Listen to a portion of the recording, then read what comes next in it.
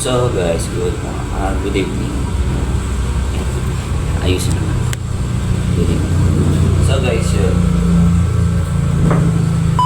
Sabi ko lang sa inyo guys. Tagal ko rin hindi nakapag-upload or nakapag-gawa ng video. Nakapag-upload sa YouTube, napabayaan ko yung channel ko.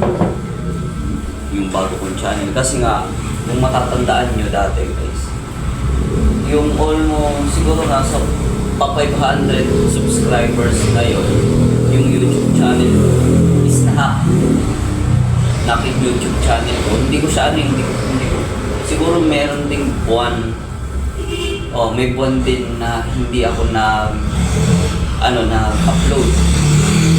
kasi nga nawala nga yung social media account ko, yung YouTube ko, sumunod yung Facebook ko, lahat talaga wash out, lahat ng social media na, yung dalawang social media account ko.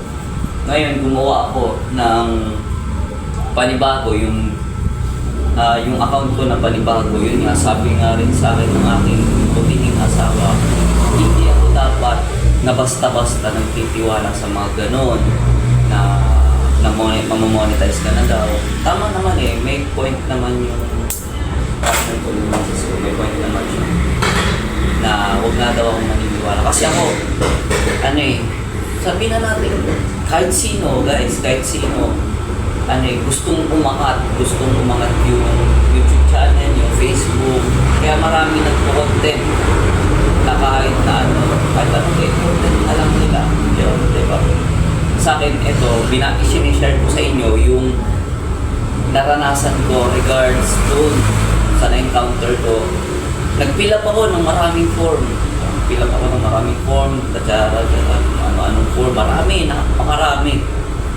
And then, pagka ano mo na lang kinabukasan, ayun na, nawala na yung Facebook page ko na Mark04 vlog, nawala yon.